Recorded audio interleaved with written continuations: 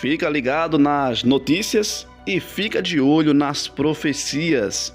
Presta bastante atenção nessa notícia que acaba de chegar aqui neste exato momento. Eu já quero convidar você a se inscrever no canal e deixar o teu like, o teu gostei. Se inscreve e em seguida compartilha para mais pessoas. Então, fica de olho neste exato momento. Papa Francisco anuncia Laudato Si, parte 2. Começamos pelo Papa Francisco, que está na Mongólia, é isso? O Papa Francisco está fazendo essa viagem inusitada. Inclusive, ele é o primeiro Papa a visitar a Mongólia. É um país estratégico que fica na região da Ásia, está perto da China e da Rússia, e justamente também por isso houve a escolha desse destino, já que o Papa está querendo se aproximar dessas duas superpotências. A primeira visita de um pontífice ao país, mas também fez um alerta sobre os riscos gerados pela destruição do meio ambiente e pela corrupção. No primeiro evento público desde que chegou na sexta-feira à capital do país asiático, Ulaanbaatar, o Santo Padre foi recebido com uma cerimônia oficial e uma guarda de honra na grande praça Sukhpatar.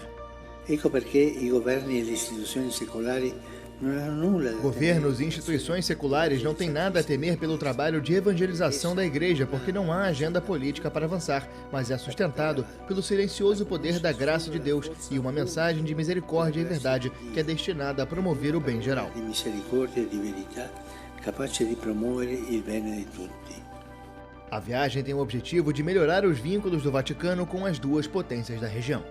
Mas o Papa quer levar a mensagem dele. Ele diz que apesar do país ter poucos católicos, poucos membros da Igreja Católica, é um local onde a religião é muito praticada por estes fiéis que são católicos. Então ele quer levar a mensagem dele, mas não só da Igreja, né? Também com certeza vai falar de paz, deve citar a guerra em andamento, é isso que a gente espera, né? A guerra na Ucrânia, e também deve falar sobre mudanças climáticas. Papa Francisco anuncia Laudato Si, parte 2.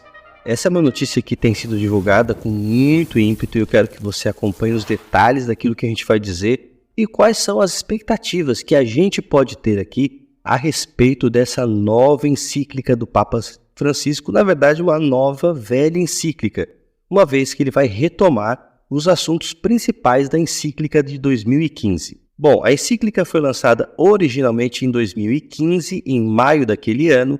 É uma encíclica que parte de uma expressão de Francisco de Assis, inclusive o Papa Francisco escolhe o seu nome em homenagem a esse personagem que é considerado santo pela Igreja Católica, e essa expressão do cântico Louvado seja, de Francisco de Assis, é que dá então o tom da encíclica. A encíclica marcou uma época e a gente vai dizer também o porquê. Mas vamos aos anúncios. O que foi dito a respeito dessa segunda parte da encíclica Laudato Si? Veja, o Papa escreve então no dia 21 de agosto desse ano: estou escrevendo uma segunda parte da Laudato Si para atualizar as questões. Nunca, continua ele, devemos esquecer que as gerações mais jovens têm o direito de receber de nós um mundo belo e habitável, e que isso nos investe de sérios deveres para com a criação que recebemos das mãos generosas de Deus. Obrigado por essa contribuição. Um pouco mais tarde, depois, quando se celebrava a Jornada Mundial de Oração pelo Cuidado da Criação, um período que vai até o dia 4 de outubro, o Papa, então, já anunciou que faria, na data de outubro, a publicação dessa segunda parte da Laudato Si, justamente quando se comemora na Igreja Católica o dia de São Francisco de Assis, no dia 4 de outubro, né? A festa para esse santo.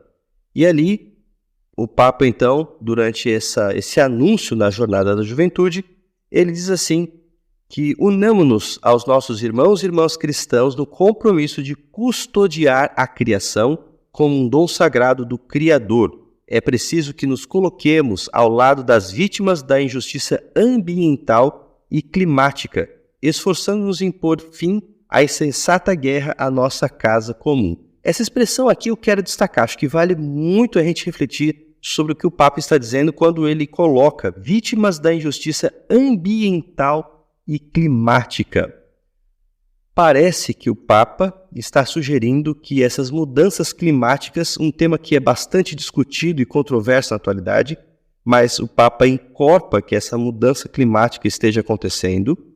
Ele entrevê que essa mudança seja sim resultado da ação humana e ele advoga que há vítimas desse processo, há pessoas que estão sofrendo por causa disso e elas têm que ser assistidas. É a argumentação que o Papa faz nesse pronunciamento e, claro, também na Laudato Si, a sua encíclica.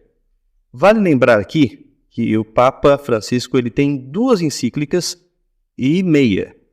E meia porque a sua primeira publicação, na verdade, é uma parceria com o Papa anterior, o até então Papa Emérito Bento XVI, aquele Papa que renunciou, que também é autor de várias encíclicas desse viés mais ecumênico, tentando mobilizar pela questão social, e ele deixa algum rascunho, algumas ideias para uma encíclica que acaba sendo terminada pelo Papa Francisco.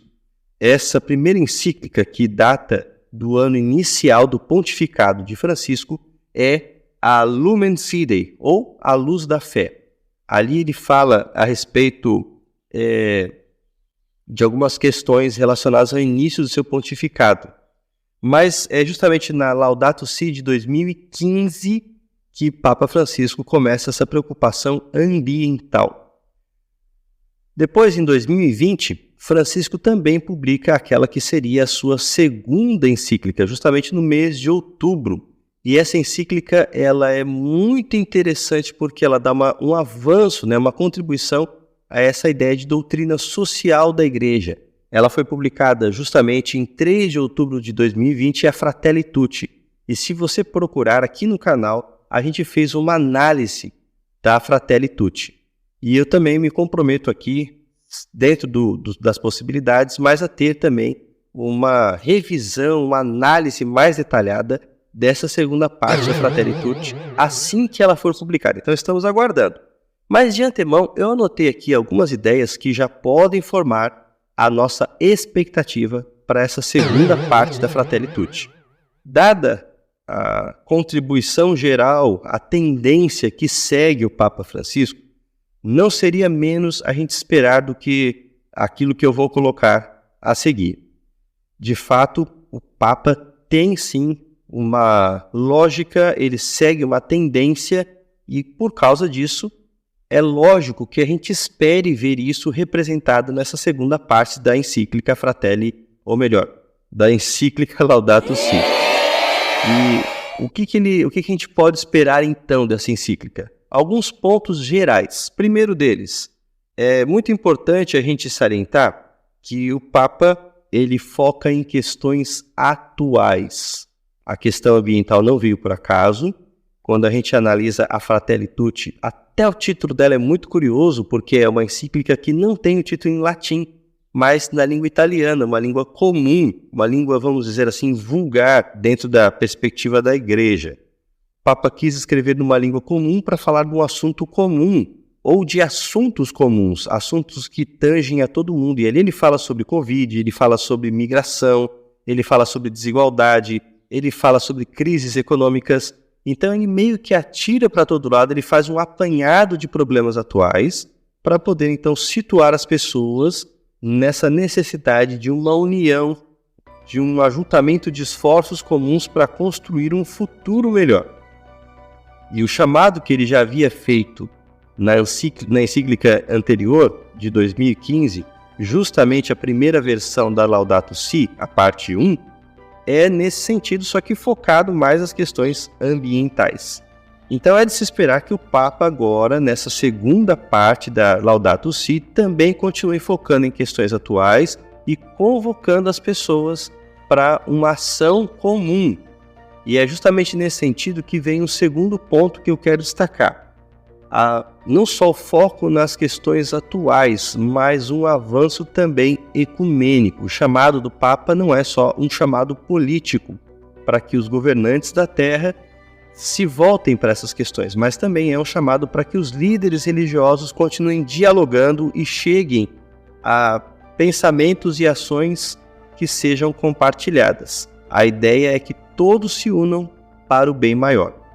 E, finalmente, há um outro ponto que eu acho que vale a pena a gente destacar também, que é a questão da necessidade de união dos povos, o que faz com que surja também a necessidade de iniciativas globais e de um governo centralizado, que é o que é sugerido na Fratelli Tutti, no finalzinho da encíclica. Agora, o Papa não entra ali em detalhes como seria esse governo, quem encabeçaria isso, mas certamente o Vaticano teria, sim, uma influência muito grande, pelo menos como conselheiro das nações, como aquele elemento que vai causar ou promover essa união e esse diálogo geral, o que lhe daria um poder muito interessante e faria com que a profecia se cumprisse. Se você tem curiosidade da perspectiva profética a respeito da Igreja Católica, como ela vai atuar nesses últimos tempos e como o seu poder medieval vai ser restaurado, também há vários vídeos aqui no canal e eu vou deixar recomendados aqui. Se você ainda não se inscreveu no canal, se inscreve aí, deixa o teu gostei no vídeo para que mais pessoas possam ter acesso a essa informação. E se você gostaria de contribuir para a construção da casa de Reinaldo e Angélica, o Pix está aqui na tela, tá bom? Então que Deus ele te abençoe de forma especial, de forma maravilhosa. Um forte abraço.